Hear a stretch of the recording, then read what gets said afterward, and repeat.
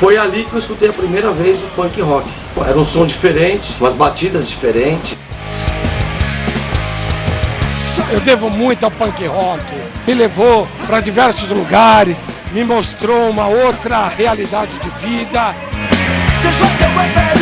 Ninguém queria ser punk, ninguém queria ser o subproduto do rock. Se a gente não fizer desse jeito, a gente não faz, porque é como a gente sabe tocar, é como a gente sabe se expressar. Então é uma condição que a gente tem.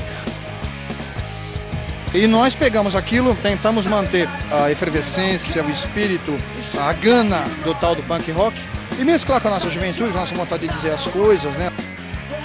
Foram os melhores momentos que eu pude passar na minha vida, os melhores.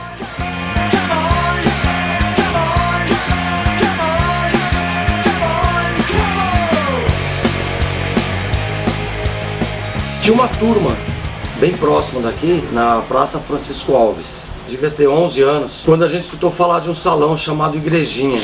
Era engraçado porque a Igrejinha, ela era uma igreja de dia, de tarde, né? Tinha missa, tinha tudo. 6 horas acabava a missa e se transformava essa igreja num salão. Foi ali que eu escutei a primeira vez o punk rock.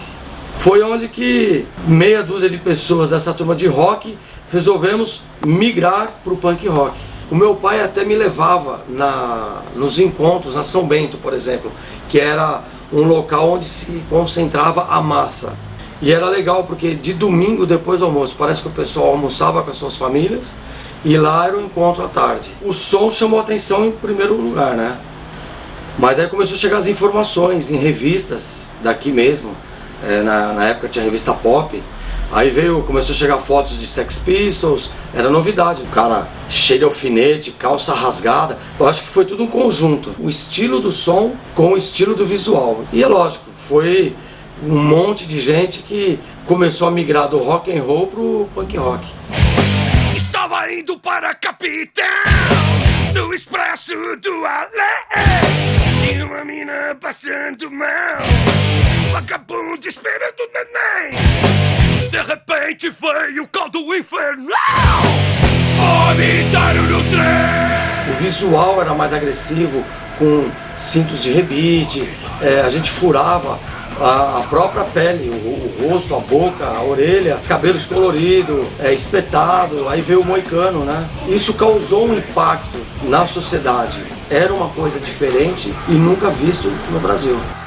A galeria não era, como é que é chamada hoje, Galeria do Rock, era Grandes Galerias, onde o Fábio trouxe as novidades em vinil pra gente. E lá na própria galeria também, a gente se reunia aos sábados. Vinha punk dos 4 cantos de São Paulo. No início era até difícil ter bandas, né?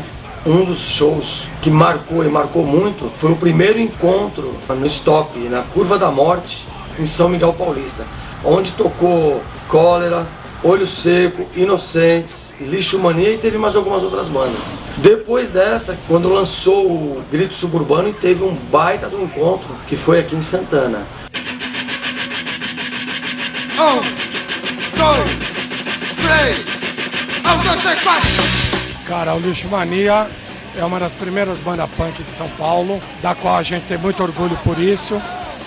Era uma época muito difícil, não tinha esse apoio da mídia, se é que podemos dizer que hoje tem um apoio. Tudo que a gente queria mostrar era contradito e foi uma época muito boa, foi uma época de 80, 81, 82, da qual eu tenho certeza que a Lixo Mania contribuiu muito com o movimento punk de São Paulo e lógico, do Brasil, porque São Paulo foi quem comandou a cena.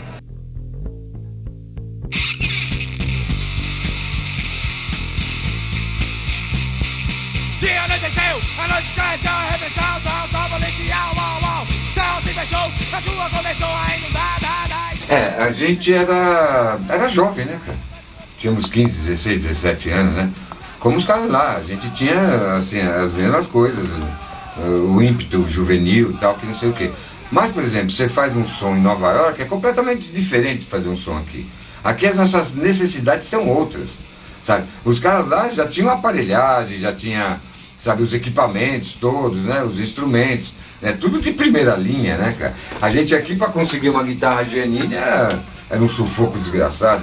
Então as necessidades eram outras. Então eles falavam de certas coisas lá, que eles não tinham, por exemplo, a miséria, eles não tinham esgoto passando no seu quintal, né, eles não tinham essas necessidades mais básicas que a gente tinha aqui. A gente de terceiro mundo e morando do lado de cá do rio, né, cara? Que é o lado mais podre. Então a gente falava das coisas que a gente via, né? A gente falava da situação, da miséria, da fome. A gente já era engajado. Por exemplo, eu e o pessoal do Resdinado, o Douglas, a Helena, a gente já era de organizações clandestinas. Eu era metalúrgico na época, a gente já fazia as greves, sabe? A gente já estava mais envolvido nesse contexto político e social, né? Isso se refletia no nosso som, né?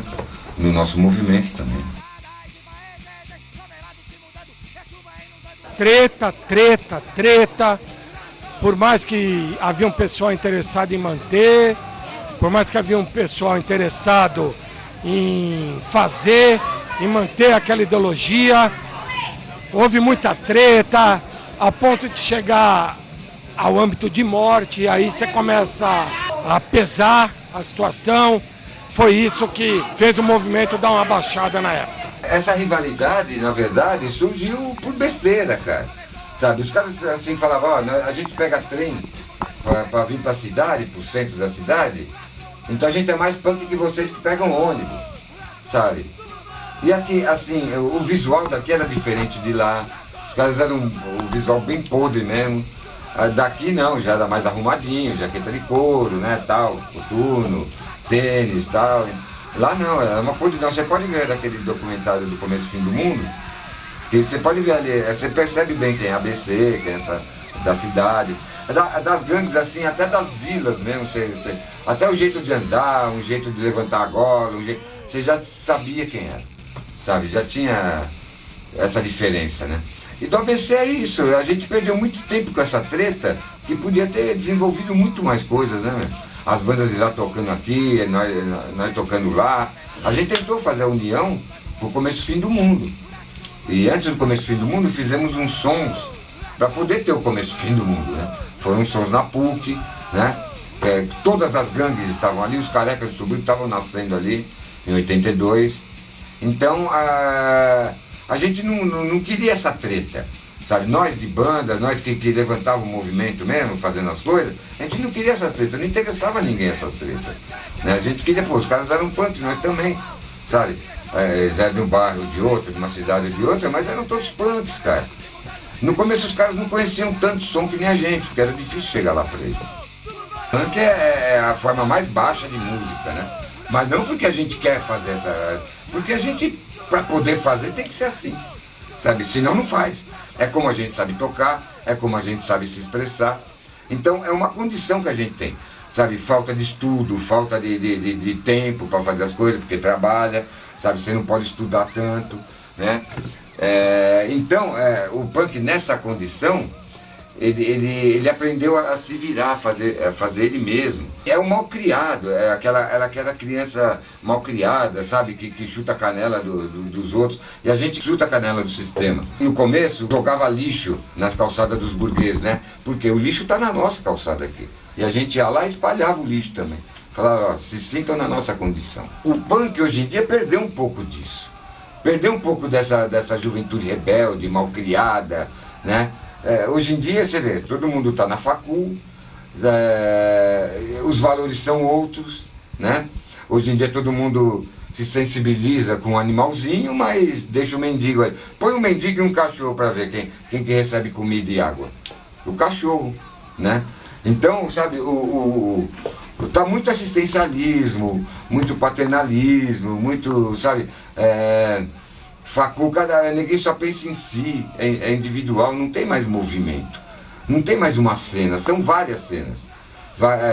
Hoje em dia tem Hall Punk, tem Punk 77, tem Punk com Skin, tem uma porrada de grind, crust e tal, só divide, né, cara? Ninguém mais junta, né, se une. Mesmo com os carecas, tem careca, White Power, Sharp, Hash, trad, sabe, 69, sabe, careca de tudo quanto é qualidade, né? Pô, pra que isso, né, cara? Eu fico pensando, sabe, fala quase tudo a mesma coisa, né, cara? Mas um quer montar um grupo pra ser diferente do outro, né? Sei lá qual é o interesse que é, né? Ou querer aparecer, ou querer ser líder de alguma coisa, que não cabe mais. Não cabe mais gangue, por exemplo, né? As gangues que querem hoje em dia fazer, que o neguinho quer fazer hoje em dia, é só gangue pra brigar. Não tem mais aquela coisa das gangues antigas que fazia fanzine, que fazia cartaz de show, que fazia som de fita. Ninguém está interessado mais em nada, né, cara? E é isso que eu procuro resgatar hoje em dia, né? Essa é a essência do punk mesmo, né? O Brasil tem uma tradição de rock and roll, embora a própria Jovem Guarda, os caras da Jovem Guarda só foram se reconhecer como rock and roll depois da nossa geração. Eles tinham uma certa vergonha daquilo e tal. O Brasil é um país muito hipócrita, você sabe disso. Muito carudo, muito cara de pau. Muito safado às vezes. E nós pegamos aquilo e tentamos, no caso específico 365, tentamos manter a efervescência, o espírito, a gana do tal do punk rock e mesclar com a nossa juventude, com a nossa vontade de dizer as coisas, né? Algumas bandas juntas, não sei se é Deus que faz isso, o que é. Algumas bandas juntam pessoas com um certo talento e com uma certa capacidade de se expressar, né? Inocentes é bem a prova disso, né? Cólera é uma prova disso, né? Você pega, por exemplo, bandas como nós, né, com 365, que chegaram a fazer chacrinha, a gente fez chacrinha, foi hilário, né? Mas acho que nunca perdemos o brilho no olhar, eu acho, sabe? Eu acho que isso é o importante. Tem bandas que não chegaram nem a decolar da cena, mas que não passava muita credibilidade, na minha opinião. A própria mídia difamou o punk, então acabou se dissolvendo. Nós vínhamos já de bandas, né? O Miro Rio no Lixo Mania, o Ari do Fogo Cruzado, né? O Mingau do Raso de Porão. Nós víamos de banda que haviam vivido aquela efervescência. Não sei se alguém que está vendo chegou aí no Napalm, por exemplo, foi no Napalm 2 vezes, por exemplo. Foi aquilo mesmo, uma coisa, efervescência, foi um sonrisal. A coisa caiu, você tinha que tomar enquanto fervia, senão não fazia efeito, né? E depois que passa, a coisa fica por inércia, né? Fica a energia pulsando ali e tal. O que havia era uma necessidade de mostrar, mas tinha que ser adaptada ao que a mídia podia absorver na época, né? Havia um tal de pop, né? Que é algo bastante discutível, né? Hoje a gente conseguiu reunir esse pessoal de volta, onde em algumas festas se reúne só o pessoal da velha guarda. Tem algum pessoal de hoje, o pessoal da, vamos falar assim, da nova geração, que vai. Logo no início nós éramos poucas. E tinha realmente muita pressão em cima, principalmente da família. E hoje acho que a gente já conseguiu um espaço bem legal. Por quê? Porque foi a maioria, uma foi puxando a outra foi puxando a outra. A gente já ensina os filhos, os netos e vamos trazendo as meninas pro movimento. Yeah, yeah. Yeah, yeah.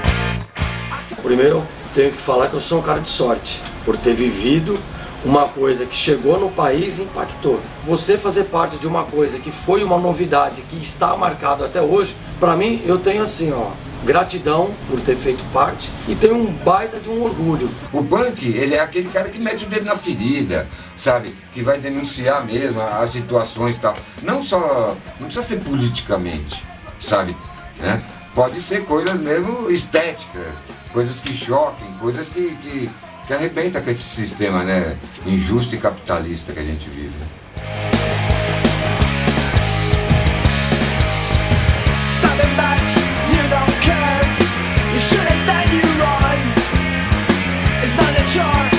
Eu sou amante de uma banda até hoje chamada Chame 69.